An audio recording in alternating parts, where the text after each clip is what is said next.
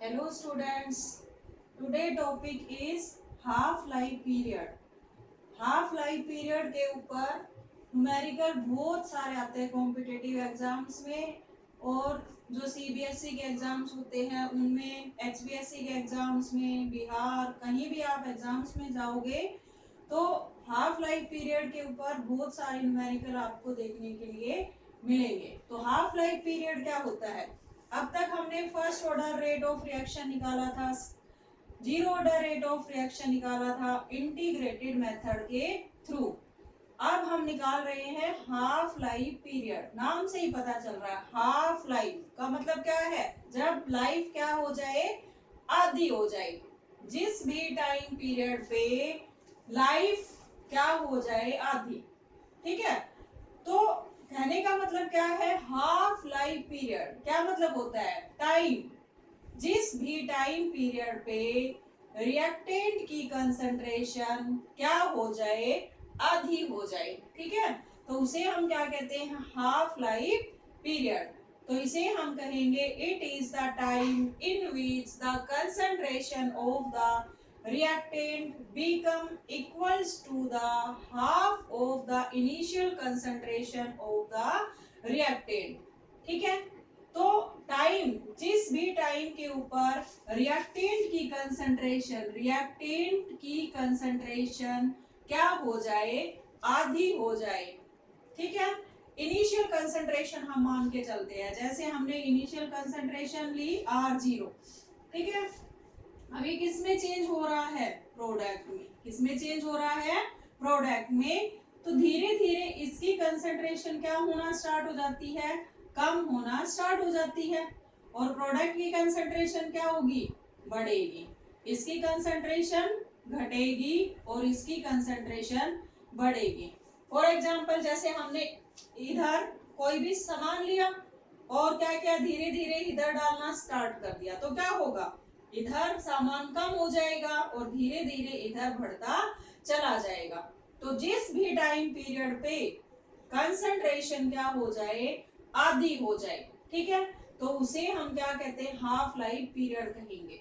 ठीक है, अब जो कंसंट्रेशन है, जैसे हमने ये फाइनल कंसंट्रेशन मानी है, फाइनल कंसंट्रेशन प्रोडक्ट की हमने मानी है R, और ये इनिशियल कंसंट्रेशन, तो टाइम टी हाफ निकालना है हमने। तो जिस भी टाइम पीरियड पे ये जो कंसंट्रेशन है ये क्या हो जाएगी, आधी। क्या हो जाएगी, आधी। अब अगर मान लो ये आधी हो गई तो ये भी कितनी हो जाएगी, आधी। अगर मान लो ये 1/4 हो गई तो ये कितनी रह जाएगी, 3/4। अगर ये 1/3 रह गई तो ये क्या रह जाएगी, 2/3। लेकिन हमने यहाँ हाफ लाइफ पीरियड निकालना है। क्या निकालना है, हाफ लाइफ पीरियड। तो ये है इनिशियल कंसंट्रेशन, ये क्या है, इनिशियल कंसंट्रेशन। ठीक है, रिएक्शन की कंसंट्रेशन क्या हो जाए, आधी हो जाएगी। ठीक है, तो आधी हो जाएगी तो ये भी कितनी हो जाएगी, आधी। ये कैसे आधी हो जाएगी, R/2। अब ये आधी हो गई तो ये भी क्या हो जाएगी, आधी हो जाएगी। ठीक है, आ गया। तो this is the initial concentration, R0 is the initial concentration, और फाइनल कंसंट्रेशन क्या आ गई हमारे पास में, R0 डिवाइड बाई 2।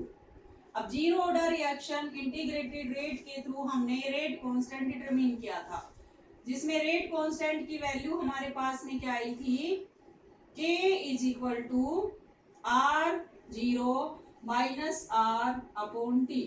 ये क्या है, initial concentration, this is final concentration. ये क्या है, फाइनल कंसंट्रेशन। फाइनल कंसंट्रेशन ये क्या है, इनिशियल। अब टी हाफ निकालना है हमने। टी हाफ का मतलब क्या है, जो रिएक्शन की कंसंट्रेशन है वो क्या रह जाए, आधी।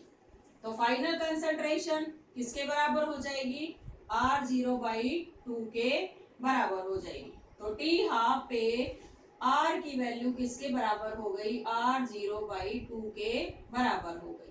क्यों, क्योंकि हाफ लाइफ है, कंसंट्रेशन क्या हो गई, आधी हो गई। कौन सी, फाइनल कंसंट्रेशन। ठीक है, फाइनल कंसंट्रेशन आधी कैसे होगी, क्योंकि ये आधी हो गई। अब ये आधी हो गई तो प्रोडक्ट में जो चेंज हो रहा है वो फाइनल है, तो वो भी किसके बराबर हो जाएगी, आधी के बराबर हो जाएगी। ठीक है, तो R की वैल्यू हमारे पास आ गई R0/2। अब ये कैसे आई है हमारे पास में, ये आई है R0 लिया हमने, अब ये आधी इसमें चेंज हो गई, तो हम ये निकाल सकते हैं R-R0/2 बराबर R आ गई। तो R की वैल्यू आ गई R0/2। ठीक है, तो ये हम कर सकते हैं कि R की वैल्यू किसके बराबर आ गई, R0/2 के बराबर आ गई। अब ये वैल्यू हम कहाँ पुट कर देंगे, इस इक्वेशन में पुट कर देंगे। तो जब आप इस इक्वेशन में पुट करोगे तो क्या हो जाएगी, T12 is equal to R0 minus R0/2 upon K. ठीक है, एलसीएम ले लिया, क्या आ गया 2R0 माइनस R0 अपॉन के। अब ये यहाँ आ जाएगा, तो ये आ गई आपके पास R0/2 के। T12 इज इक्वल टू क्या आ गई, R0/2 के। ये कहाँ है, ऊपर, कहाँ है, ऊपर। तो जैसे जैसे हम इसको बढ़ाएंगे तो टाइम पीरियड भी क्या होता जाएगा, बढ़ता जाएगा। लेकिन के क्या है, रेट कांस्टेंट कहाँ है, नीचे है। तो जैसे जैसे के की वैल्यू बढ़ाएंगे तो टाइम पीरियड क्या होता जाएगा, कम होता जाएगा। ठीक है, तो time T12 is directly proportion to R0। ये जो T12 है, हाफ लाइफ पीरियड है, it is directly proportion to R0 and inversely proportional to rate constant. This is T12 is directly proportional to R0 and it is inversely proportional to rate constant. ठीक है, अब हम मान लो इसके बीच में graph plot करते हैं, इनके बीच में कैसा रिलेशन है, डायरेक्टली रिलेशन। कैसा रिलेशन है, डायरेक्टली। तो जब भी हम ग्राफ प्लॉट करेंगे किस किस के बीच में, T12 एंड कंसंट्रेशन के बीच में। ठीक है, आप T12 और कंसंट्रेशन यहाँ ऊपर ले ली, T12 नीचे ले लिया। तो जैसे जैसे मान लो हम कंसंट्रेशन बढ़ाते जाएंगे, कंसंट्रेशन क्या करते जाएंगे, बढ़ाते जाएंगे, वैसे वैसे टाइम पीरियड भी क्या होता जाएगा, बढ़ता चला जाएगा, because they are directly proportional to each other.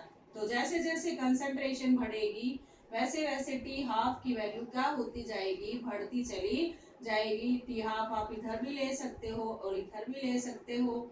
जैसे हमने यहाँ कंसंट्रेशन ले ली, यहाँ T12 ले लिया। कंसंट्रेशन अगर बढ़ाते जा रहे हैं हम तो T12 की वैल्यू भी क्या होती जाएगी, बढ़ती चली जाएगी। जैसे आप यहाँ देखो, यहाँ पे कंसंट्रेशन 5 मोल पर लीटर है, जैसे हमने 10 की तो क्या हो गया, T12 बढ़ गया। ठीक है, so it is a straight line graph when we plot graph between concentration and T12. Now for first order reaction T12 क्या होगा, हाफ लाइफ पीरियड क्या होगा। तो हाफ लाइफ पीरियड क्या होता है, जिसमें रिएक्शन की कंसंट्रेशन क्या हो जाए, इनिशियल कंसंट्रेशन के जो रिएक्टेंट है, रिएक्टेंट की कंसंट्रेशन के क्या हो जाए, आधी हो जाए। तो उसे हम क्या कहेंगे, हाफ लाइफ पीरियड। और रेट कांस्टेंट की वैल्यू हमारे पास क्या आई थी, K is equal to 2.303 divide by T log R0/R। तो ये भी हम वैसे निकालेंगे, इनिशियल कंसंट्रेशन किसके बराबर है, R0 के बराबर। ठीक है, अब T12 क्या होता है, जब कंसंट्रेशन क्या रह जाए, इसकी आधी रह जाए, तो R की वैल्यू किसके बराबर आ गई, R0/2 के बराबर। तो वही T12 R की वैल्यू किसके बराबर आ गई, R0/2। यहाँ पे वैल्यू पुट कर देंगे, ये वैल्यू यहाँ पुट करोगे तो आ गई आपके पास K is equal to 2.303 T12 log R0/R0 divide by 2। अब 2 कहाँ चला जाएगा, ऊपर, ये दोनों एक दूसरे से कैंसिल हो गए, तो क्या आ गया, K बराबर 2.303 डिवाइड बाई T12 log 2। अब हमने क्या निकालना है, T12 निकालना है, तो T को इधर लेके आएंगे और K को इधर। तो T12 इज इक्वल टू क्या हो गया, 2.303 इंटू log 2 की वैल्यू क्या होती है, 0.301। तो ये हमने यहाँ पे पुट कर दी, अब इन दोनों को मल्टीप्लाई करोगे तो ये क्या आ जाएगा 0.693 अपॉन के। ठीक है, अब टी हाफ की वैल्यू हमारे पास आ गई 0.693 अपॉन के। यहाँ पर कंसंट्रेशन नहीं है, कंसंट्रेशन नहीं है, सिर्फ क्या है rate constant and this value, it means जो टी हाफ है, हाफ लाइफ पीरियड है, it is inversely proportional to rate constant and do not depend upon concentration. ये कंसंट्रेशन पे डिपेंड नहीं करेगा। तो जब भी हम ग्राफ प्लॉट करेंगे किस किस के बीच में, कंसंट्रेशन एंड टी हाफ के बीच में। ठीक है, तो जितनी कंसंट्रेशन आपने ली है, मान लो पहले स्टार्टिंग में टी हाफ हमारा इतना आया या कंसंट्रेशन हमने इतनी ली और यहाँ हमने टी हाफ ले लिया, तो जैसे जैसे मान लो कंसंट्रेशन हम बढ़ाते गए, टी हाफ क्या होगा, टी हाफ क्या होगा उतना ही रहेगा। कंसंट्रेशन आप यहाँ पे बढ़ाते गए बढ़ाते गए बढ़ाते गए, स्टार्टिंग में टी हमारा इतना था तो इतना ही रहेगा। मान लो स्टार्टिंग में टी कितना था तो ये इतना ही रहेगा, चाहे आप कंसंट्रेशन कितना भी बढ़ा दो, तो टी हाफ क्या रहेगा, कांस्टेंट रहेगा with respect to T, with respect to concentration, sorry, जो हाफ लाइफ पीरियड है वो कांस्टेंट रहेगी विद रिस्पेक्ट टू कंसंट्रेशन। चाहे कंसंट्रेशन आप कितनी भी बढ़ाते जाओ, हाफ लाइफ पीरियड के ऊपर कोई असर नहीं होगा, इट रिमेन कांस्टेंट। अगर ये इतना है तो इतना रहेगा, अगर ये इतना है तो इतना, इट रिमेन कांस्टेंट। लेकिन जीरो ऑर्डर अगर हम देखेंगे तो इसमें क्या होगा, जो हाफ लाइफ पीरियड है ये क्या होगा, इंक्रीज होगा जब हम कंसंट्रेशन बढ़ाएंगे। तो इसके ऊपर बहुत सारे न्यूमेरिकल आते हैं कॉम्पिटिटिव एग्जाम में, कैसे आते हैं कि कंसंट्रेशन आधी हो गई तो हाफ लाइफ पीरियड क्या होगा या टाइम पीरियड क्या होगा, कंसंट्रेशन अगर 1/4 हो गई तो टाइम पीरियड क्या होगा। तो ऐसे बहुत सारे न्यूमेरिकल आते हैं। तो it is a very important topic of chemical kinetics. अगर आपको ये टॉपिक अच्छा लगा हो तो प्लीज इसे सब्सक्राइब जरूर करें।